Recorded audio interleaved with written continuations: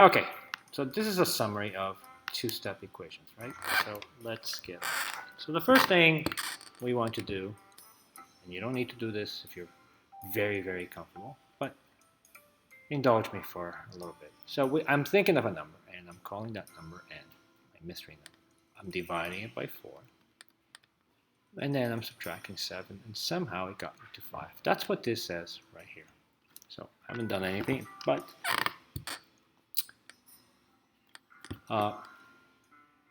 write down the steps from the number, the mystery number, all the way to the answer, which is 5. So in order to find out what number I started with, I'm going to use inverse operations. And I'm going to go backwards here.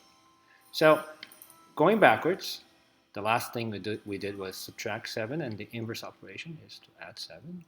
And then the opposite of dividing by 4 is multiply 4. So in this case, I'm going to use these two inverse operations to figure out what my original number is. So how do we show that here when we're solving? So let's copy the original equation.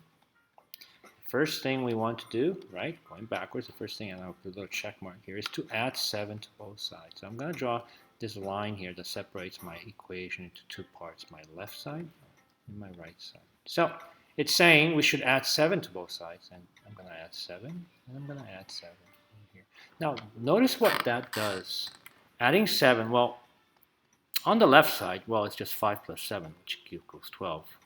But on the right side, this adding 7 eliminates that minus 7 that I previously had. So I can actually go and say these two go away because it's 0. I don't really need to write that 0 there, so we're not. So the only thing left over on the right side is n over 4. Okay, so now the other inverse operation that I want to do, going backwards, is to multiply both sides by 4. And let me show you. So we're going to put multiply by 4 on the right side and multiply by 4 on the left side. Let's do the left side because it's a little easier. 4 times 12 is 48. And over here, I mean, we can put this 4 over 1 if you'd like to. And we have this 4 on the numerator and this 4 in the denominator, which we can divide, and 4 divided by 4 is just 1. So instead of these 4s, I can think of it as 1 and 1. And notice now that I have n times 1 at the top and 1 times 1 at the bottom, and that just eventually simplifies to just n. So here's my mystery number. So in the beginning of the question, when I said I started with a number, I divided by 4, subtracted 7 to give me 5, this number over here that I started with was 48. Well, let's check if that is correct. So how do we check? Well, we go to the original equation, right? Here's my original equation. And instead of that n here, and I'm going to erase that n, I'm going to replace it with the number we just found, which in this case is 48. So I'm going to put 48 over here. Now, what we need to do is order of operations on the right side. So 48 divided by 4 minus 7. What do we do first? We do the 48 divided by 4, which is 12. And then minus 7. And then 5 equals, and let's just finish this up. 12 minus 7 is 5. So I have my left side equal to my right side. And that's how we know we did everything okay. Uh-oh, I did number 2. Did I completely forget number 1? I'm going to have to go backwards here. Yes. So for number 1, okay, same idea.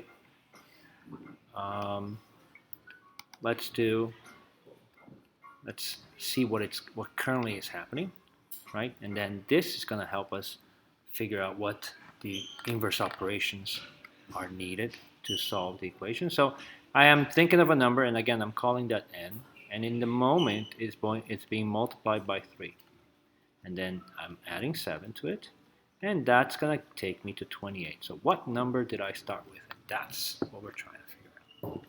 All right, so using the method of going backwards, right, we're going to use inverse operations. So instead of adding 7, I'm going to first subtract 7 to both sides. And then instead of multiplying by 3, I'm going to divide both sides by 3. And that should take us to our number that we started with. So let's show that. 28 equals 3 times n plus 7. I draw this little line in the middle to show you that there is a left side and a right side. So the first thing that they're telling us to do is right here. I'll put a little arrow there. subtract both sides by 7. So I'm going to go to the right side, subtract 7, and I'll put it over under the 7. And then on the left side, yes, I'm going to subtract that by 7 again. Remember what we did with the little puppy in the class and the apples? That's basically what we're doing. If I'm throwing the 7 out, right? Throwing the 7 out means subtracting 7. I'm going to throw 7 from the left side as well. 7 minus 7 is 0, so I can just go like this, right? Because they go away. And then the only thing left over on the right side is 3n, so I'm going to write 3n. On the left side, I have 28 minus 7, which is 21. Right? So I just completed the first inverse operation. The second inverse operation that I need to do, it's written right here. It says divide both sides by 3. So let me continue with the line in the middle. And how do we show division? In this case, we're going to use this bar here, and I'm going to divide by 3. And on the right side, left side, divide by 3. My equal sign, what's 3 divided by 3? 3 divided by 3 is 1, right? Let me write the 1 like that. And 1 times n is just n. Then 21 divided by 3, 7. So the number I started with was 7. So going back here, right, I'm thinking of a number, which in this case is 7. If I multiply by 3, I get 21. If I add 7, I get 28. And that's the number I started with. So let's do a check. So on your test quiz, you're going to need to do a check. So you're going to copy the original equation. 28 equals 3 times n plus 7. And what are we doing here? We're going to replace this n with this, because we're saying n equals 7. Let's see if that's true. This is just 28. 3 times 7, order of operations, multiplication comes ahead of addition. So 3 times 7 is 21. And then we're going to add 7 to that. And you'll notice that the 28 on the left side is exactly equal to the 28 on the right side. Okay? And that's full credit right there. I already did 2, so let's move to 3. Solve for C in the equation, show all the steps and conduct a check to make sure your answer is correct. So, same thing. And what I would love to see for now is that you are seeing what's happening in that equation. So I'm thinking of a number. In this case, our number that we don't know, right? Our mystery number is called C. Doesn't matter what variable. And it's being divided by 2. And then we're subtracting 8, and that's going to give me negative 3. So the question is, what number did I start with? Right? So just like that riddle in class is the same idea. Now, to solve this equation, go backwards here, and we're going to do the opposite steps that were taken to take it to negative 3, and we're going to take the opposite, the inverse operation of those steps to get to our number. So instead of subtracting 8, we're going to add 8. And instead of dividing by 2, we're going to multiply by 2. So those are the 2 steps we're going to use. So C divided by 2 minus 8 equals 3. Line in the middle. And the first thing, and always follow the order, right? The arrow is pointing this way. So the first thing we're going to do is add 8 to both sides. So I'm going to do plus 8 on this side and plus 8 on this side. Remember, notice that I put the plus 8 under the minus 8. Because if I put the plus 8 under C over 2, they're not like terms. I can't add or subtract them. I can't combine them. So minus 8 and plus 8 is going to give me 0. So I'm just going to cross them out. The only thing left over on the left side is going to be C divided by 2. On the right side, 3 plus 8 is 11. So we just did this step over here. Now it's telling me I have to multiply both sides by 2. How do I show that? Well, that's easy. Multiply by 2. Look at that. And on this side, multiply by 2. And if you like, you can put it as 2 over 1. Okay, because then you have 2 fractions.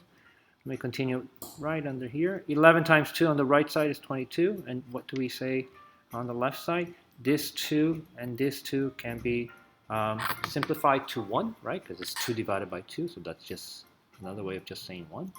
And notice that's 1 times C divided by 1. So it's just C. So that mystery number, when I started this problem that said, hey, I'm thinking of a number divided by 2 minus 8 equals negative 3. That number that I started with happens to be 22. Let's double check, make sure I'm not lying to you. So C over 2 minus 8 equals 3. And in place of this C, which I'm going to erase, pick a different color, I'm going to put 22. So let's see that it really equals 3. Well, on the right side, there's not much to do, so I'm just going to write equals 3. Order of operation, we do division first, and then subtract. So 22 divided by 2 is 11, minus 8. And 11 minus 8, look, it is indeed 3. So we are good. 4, when solving the equation in question 3, how did you use the concept of additive inverse? So 8 and negative 8, I'm just showing, are additive inverse. Okay. Why? Because these two, because their sum, so when you add 8 and negative 8, because their sum is equal to 0. So I'll give you another example. What is the additive inverse of 5? That would be negative 5. 5 and negative 5 are additive inverse because if you add 5 plus negative 5, that gives you to 0, right? So how did I use the concept of additive inverse here? Is because remember right here when I did negative 8, right, that's a minus 8 plus 8, I used the concept of additive inverse to eliminate, right, to simplify that equation and to eliminate the constant, in which this case was negative 8. Okay, so 8 and negative 8 are additive inverse because their sum is 0. I use that to eliminate the constant, which in this case was negative 8. Yeah, the constant negative 8.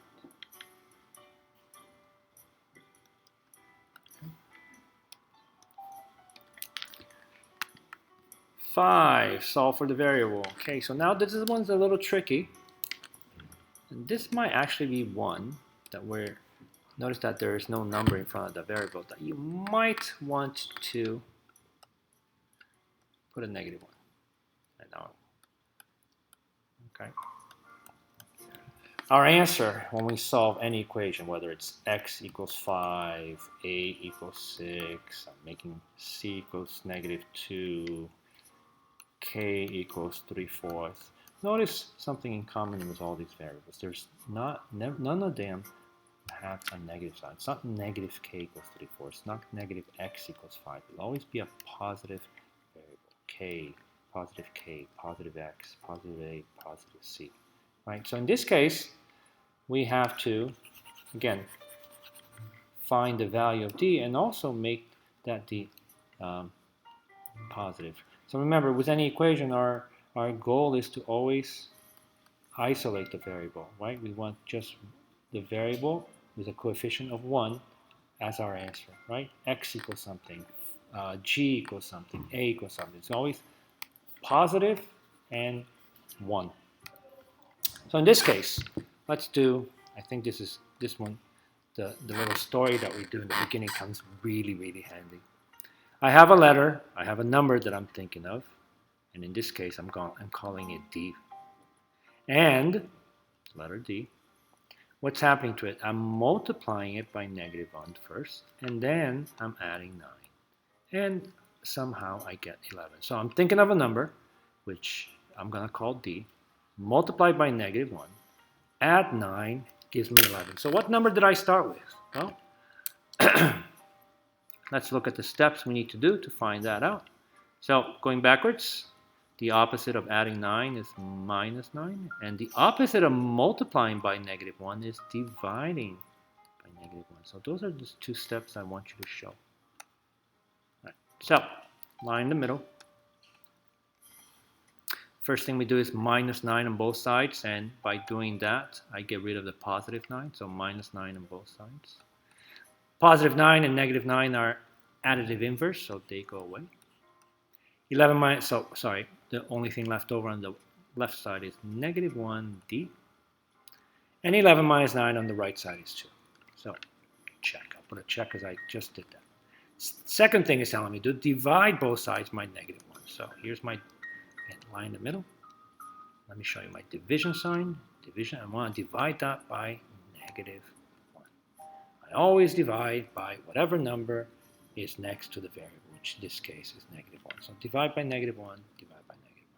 On the right side, let's take care of the signs first. It's positive divided by a negative, which is a negative. 2 divided by 1 is just 2. On the right side, it's a negative divided by negative, which is going to give me a positive, so I'm not going to write anything. But what's 1 divided by 1? 1 divided by 1 is just 1, and 1 times d is just d. Do I really need to write 1d? No. Well, we're just going to keep it at d. So that's my answer. D equals -2. So now I get to check, and here's the other tricky part. So -d plus 9 equals 11. So you have to be really careful here. When we're substituting, remember what substitution is. So if that's my expression, my equation in this case, and I'm replacing d with -2, I erase the variable, and in place of the variable, I put -2. So in this case, I put -2. And that's how you replace it. Don't think, hey, right, because this was the original, let me erase the variable, and there's already a minus sign there, so I don't need to put one, and I'll just put it like this. And if you did put it like this, guess what? It's not going to work, because -2 plus 9 is not 11. So your substitution is going to be incorrect. So again, this was my original equation. When you're replacing a variable for it with a value, you just literally erase the variable, leave everything else as it is, and in the place of d, I got to put -2, and that's what I'm going to do. Now, what's a negative? So remember, there's an invisible 1 there, right, in front of the parentheses. What's a negative times a negative is a positive. What's 1 times 2? Positive 2. So that becomes positive 2. Plus 9 equals 11, and notice that it is true. Okay, so I'm not going to write what I just said, but how did we eliminate, well, actually, how did you eliminate negative sign in front of d? We divided the negative variable, right, the negative variable, by -1, right? So when we divided that -1 by another -1, it became positive. Okay. Is that it? Oh, one more. Error analysis. Danny solved the equation. Okay, let's look at his work. So I'm going to write Danny's work here on the side in a different way, because obviously, typing it a little bit different. So 13 equals 10m plus 8. And I'm going to show you what Danny did. Danny, as you can tell, first thing he did over here, he subtracted 8 on both sides. So he took -8 over here, and he did -8 over here. Let's see if we did it correctly. 13 minus 8 is 5, so far so good. 8 minus 8 is 0, so this got eliminated, and then 10m got brought down. So if you check this line right here, notice that Danny and we have the same answer. And then somehow he got m equals 2. Well, let's think about this right now, okay? What I'm going to do is, over here at the bottom, I'm going to do that little story, that little guide that we do. We had a letter we called m, and then we multiply m, a number that we don't know, we call m. And we multiplied that by 10, and then we added 8, and somehow it got me to 13. That's what we started with, right? So going backwards, the two inverse operations that we were supposed to do was -8, which apparently Danny did, right? Did correctly. And then he was supposed to divide by 10, which is the opposite of multiply by 10. So if we look at his work so far, he subtracted both sides by 8. Great. Now, if you look at it, he's supposed to divide both sides by 10. So let's take care of that. So show me the division. Here's the division sign. Divide by 10. And on this side, I'm going to divide 5 by 10. Well, continuing, 10 divided by 10 is 1, and 1 times m is just m, so this is okay. And then what's 5 divided by 10? If you have $5 and 10 of your friends, guess what? They're not going to get $2 each, because that doesn't make any sense. If you have $5.10 every friend of yours is going to get, well, I'll put it as a fraction, half a dollar, or if you, just for, to continue with what I said in the context of my story, every friend of yours gets 50 cents, 0.5 or 1 over 2, the same thing. So, did Danny do this correctly? Do you agree with Danny's answer? No. His process was okay up to this part right here, where he subtracted -8 from both sides. But after that, he made a mistake. Show how you can formally check if Danny's answer is correct, and we just did that. Right? We found that the actual answer was supposed to be 0.5 or a half. What mistake did Danny make? Well, we have the correct answer. What did he make? I don't know how he got 2. Maybe he... How did he get 2? Didn't divide both sides by 10. He divided 10 divided by 5, but even that doesn't make any sense. He divided, well, I mean, you can write that he divided 10, he did 10 divided by 5, I don't know why, to get 2. What's the correct answer? We already have. So let's check if our answer is okay, right? So again, for letter B, here's my, and I'm going to do letter B over here because there's no room. So here's my original equation. 13 equals 10m plus 8. Remember what we're doing. We're taking the m out, and we're replacing it with either 0.5 or a half, whichever one you want. It doesn't matter. So I'm going to put a half here, times a half. And let's make sure that that actually equals 13. Well, there's nothing to do on the left side, so let me just write this a couple times. 10 times a half. What's a half of 10? Well, half of 10 is 5, and then we add 8 to it, and 5 plus 8 is 13. So we answered it correctly. The actual answer is a half, or 0.5. Do I agree with Danny's answer? Yes and no. Half of it, or half of the problem, right? The first step, which was subtract 8 from both sides, he did that correctly. But then the second step, he was supposed to divide by 10 to both sides, but he didn't do that. Show how you can formally check if his answer is correct. Well, we did. We solved the problem, and here is the check. Right? We checked our answer. Okay, and that's that for this particular